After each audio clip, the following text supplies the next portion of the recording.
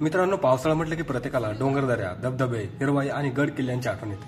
निसर्गाने अंगावर हिरवा शालू पांघरलेला असतो आणि प्रत्येक ट्रेकरच्या मनात कुठेतरी डोंगर चढायचा, धुक्यात हरवायचं आणि त्या स्वर्गीय सौंदर्यात रमायचं असं वाटत असतं। तर आजच्या व्हिडिओमध्ये आपण पाहणार आहोत पावसाळ्यात ट्रेकिंगसाठी महाराष्ट्रातले 5 सर्वोत्तम किल्ले। हे किल्ले केवळ ऐतिहासिक नाहीत तर निसर्गप्रेमींसाठी स्वर्गाहून सुंदर आहेत। चला तर मग सुरुवात करूया। नंबर 1, राजमाची किल्ला। सह्याद्रीच्या पर्वतरांगामध्ये वसलेला लोणावळ्याच्या अगदी जवळचा एक प्रसिद्ध ट्रेक म्हणजे राजमाची किल्ला। पावसाळ्यात इथला परिसर एखाद्या परीकथेतील राज्यासारखा दिसतो। धुकं, धबधबे, ओढे आणि हिरवगार गवत यांच्यामध्ये चालताना वाटेवर छोटेसे गाव लागतं, उदेडवाडी। तिथे थोडी विश्रांती घेतली, गरम गरम भजी खाल्ली की पुढे किल्ल्याकडे चढाई सुरू होते। इथला सूर्यास्त बघणं म्हणजे वेगळंच स्वर्गीय सुख। जुलै आणि ऑगस्टमध्ये राजमाची ट्रेकचा वेगळाच आनंद असतो। राजमाची ट्रेक हे साधारण 14-15 किलोमीटर अंतर असून पावसाळ्यात अतिशय रोमांचक ठरतं।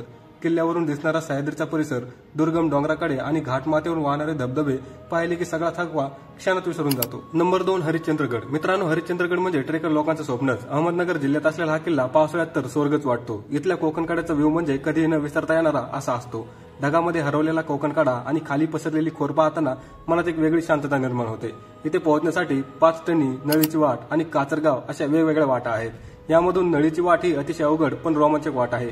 नळीच्या वाटेतील अरुंद दरी, वरून कोसळणारे धबधबे आणि घनदाट जंगल यामुळे हा ट्रेक खूप जणांचा फेवरेट आहे। नंबर 3, लोहगड किल्ला। लोणावळ्याच्या जवळचा आणि सर्वात सोपा ट्रेक म्हणजे लोहगड किल्ला। पावसाळ्यात तिथे एखादी हिरवळ पसरलेली असते। साधारण 2 तासांच्या ट्रेकमध्ये आपण वरती पोहोचतो, पण वर पोहोचल्यानंतर विंचोकाडा पॉइंट व वरून दिसणारा नजारा पाहण्यासारखा असतो।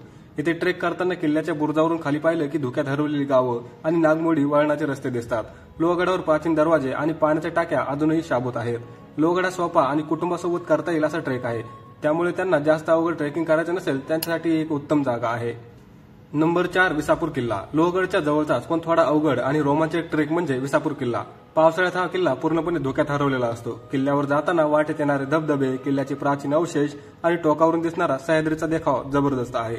विसापूर किल्ल्यावर प्रचंड मोठी तटबंदी आणि जुन्या पाण्याचे हौद अजूनही पाहता येतात। पावसाळ्यात वरून कोसळणाऱ्या पाण्यामुळे काही ठिकाणी मिनी वॉटरफॉल तयार होतात।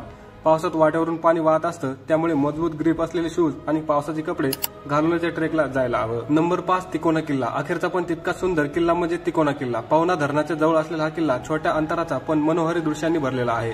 साधारण 1 ते 1.5 तासात आपण वरती पोहोचतो। वरून पसरलेला पवना धरणाचा नजारा, धुक्यात हरवलेले डोंगर आणि वातावरणातील थंडी हा अनुभव मनात कायमचा कोरला जातो। तुम्ही यापैकी कोणत्या किल्ल्यावर ट्रेकला गेला आहात का ते मला कमेंटमध्ये सांगा आणि अशाच मराठी माहितीसाठी आपल्या फॅक्ट्स मराठी यूट्यूब चॅनलला सबस्क्राईब करा।